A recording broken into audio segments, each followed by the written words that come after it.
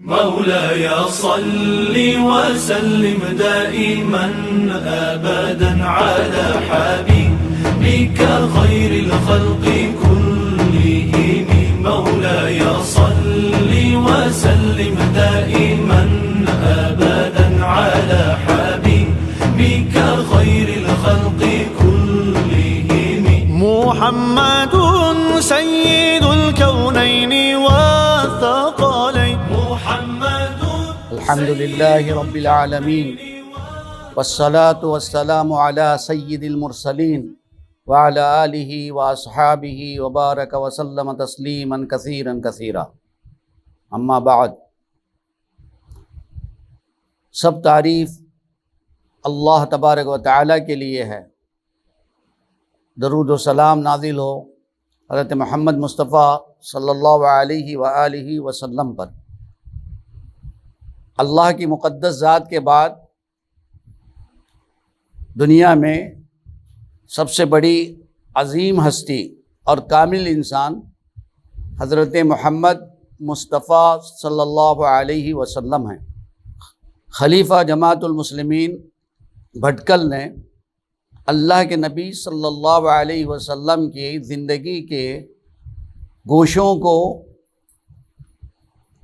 روئے زمین پر بسنے والے انسانوں تک پہنچانے کے لیے عزم کیا ہے. اللہ تعالیٰ شرف قبولیت سے نوازے اور ان کی مدد فرمائے. اللہ تبارک و تعالیٰ کا بہت بڑا احسان و کرم ہے کہ مجھے اس حقیر کو اس کا موقع عنایت فرمایا. اس پر میں اللہ تبارک و تعالیٰ کا شکر گزار ہوں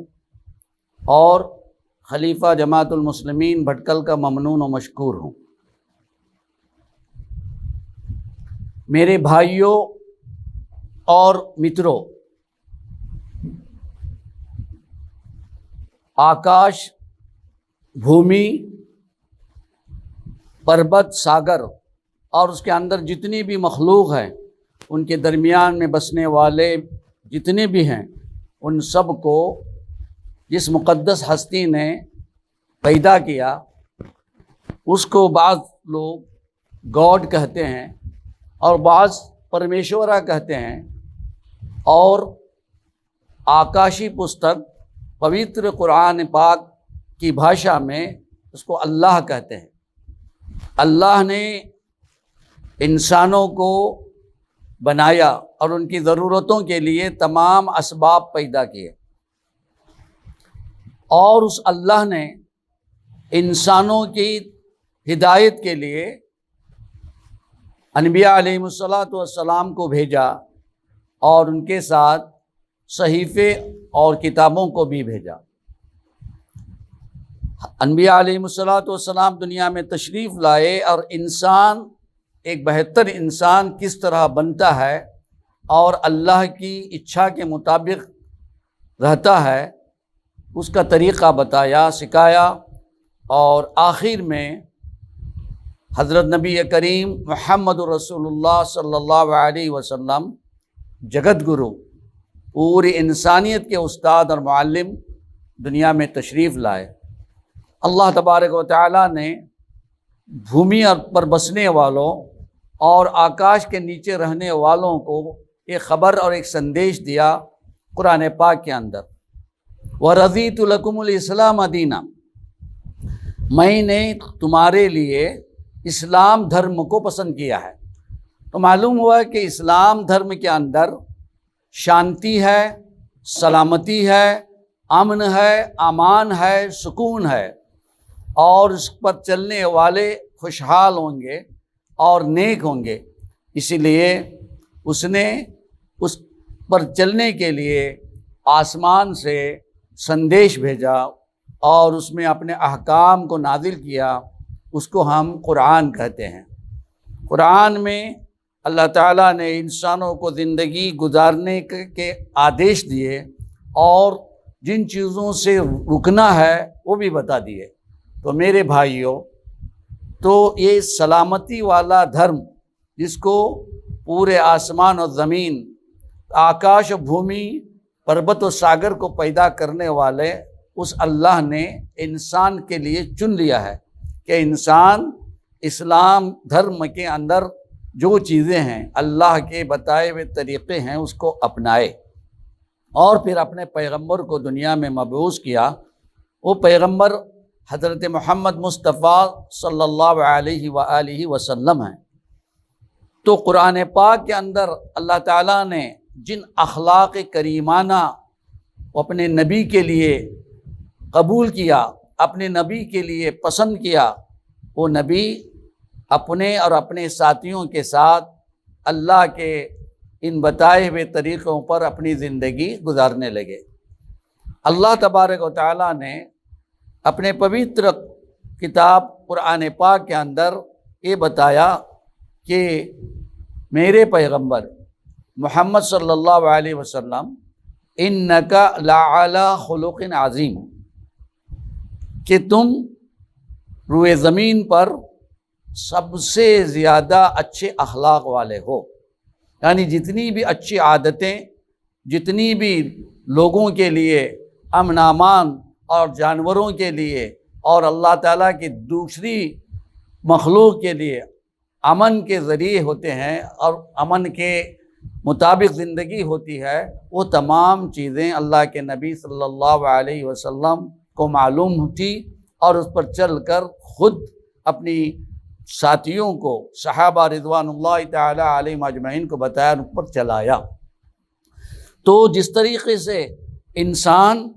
اللہ تبارک و تعالیٰ کے نبی محمد رسول اللہ صلی اللہ علیہ وسلم کے اخلاق سے واقف تھے، اسی طریقے سے اس کے اثرات جانوروں میں بھی مرتب ہوئے، اور اللہ کی دوسری مخلوق بھی اس کے اثر کو محسوس کیا۔ اسی لیے حضور علیہ السلام اپنے ساتھیوں کے ساتھ ایک سفر میں تھے، ایک پکشی، ایک چڑیا ان کے سر پر منڈلا رہی تھی۔ رسول اللہ صلی اللہ علیہ وسلم ان کی زبان کو سمجھ رہے تھے، وہ آ کر فریاد کر رہی تھی، آپ کے ساتھی میں سے کسی نے میرے خوبصورت بچے کو لے لیا ہے، پکڑ لیا ہے اور مجھ سے اس کو جدا کر لیا ہے۔ اللہ کے رسول صلی اللہ علیہ وسلم جب اس کی فریاد کو سن لیا، اپنے ساتھیوں سے کہا، صحابہ رضوان اللہ تعالی علیہم اجمعین سے، کہ اس چڑیا کو چھوڑ دو تاکہ وہ اپنی ماں سے مل لے۔ اس طریقے سے اللہ کے نبی صلی اللہ علیہ وسلم اپنے پروردگار عالم کے مخلوق پر بھی رحیم و کریم ہوئے۔ ایک مرتبہ رسول اللہ صلی اللہ علیہ وسلم کے پاس ایک اونٹ آیا، پیارے رسول صلی اللہ علیہ وسلم اس کے سر پر ہاتھ رکھا، دیکھا کہ اس کے آنکھوں سے آنسو جاری تھے۔ حضور علیہ السلام جو فریاد کر رہا تھا کہ میرا مالک مجھ سے بہت طاقت سے زیادہ کام لیتا ہے اور کھانا کم دیتا ہے، تو پیارے رسول صلی اللہ علیہ وسلم نے اس کے مالک کو بلایا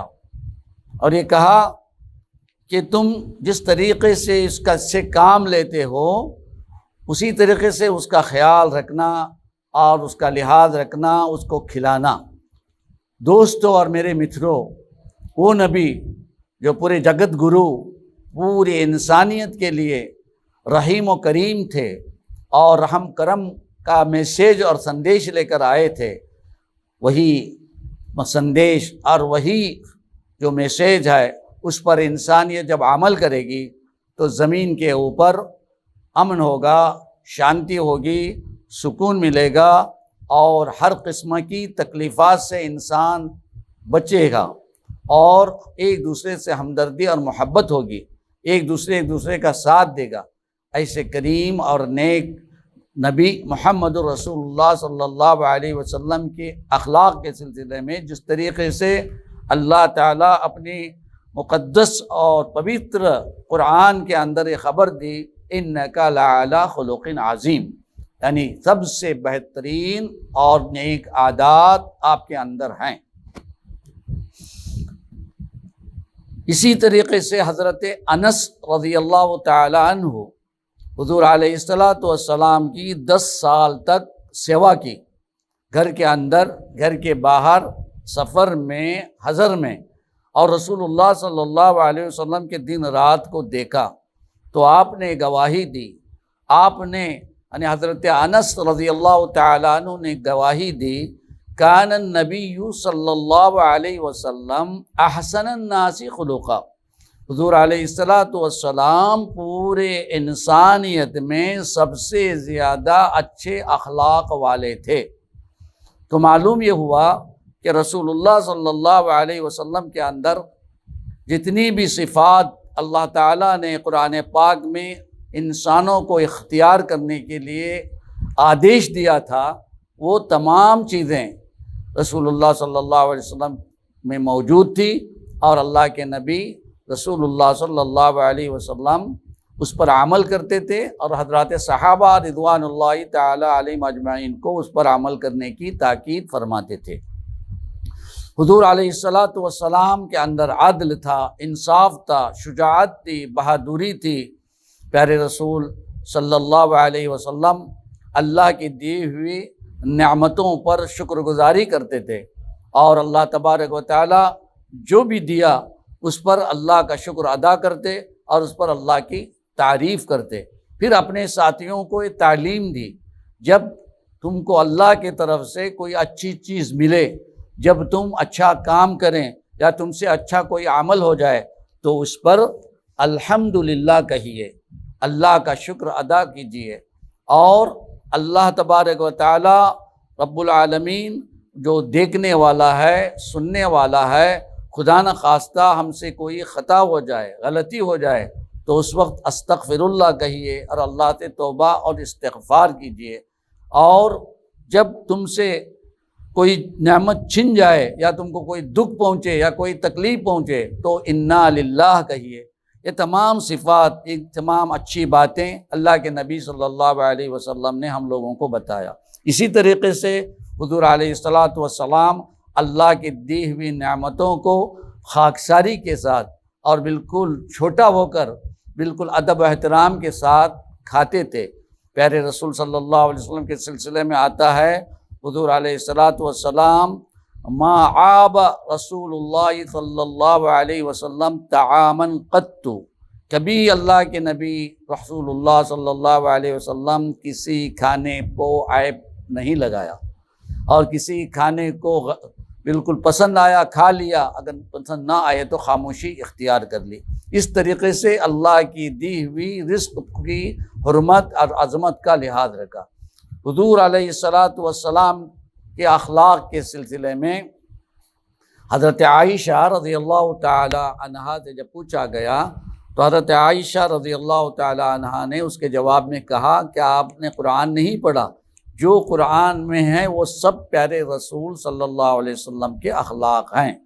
تو معلوم ہوا کہ کان القرآن یمشی علی الارض، گویا کہ اللہ کے نبی صلی اللہ علیہ وسلم کی پاکیزہ زندگی، پوتر زندگی، پوتر جیون جو ہے وہ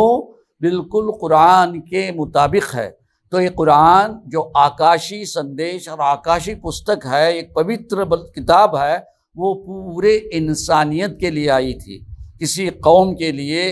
کسی دھرم کے لیے ساتھ نہیں تھی، بلکہ پوری انسانیت کی تھی۔ اور اسلام دھرم کے لیے وہ قرآن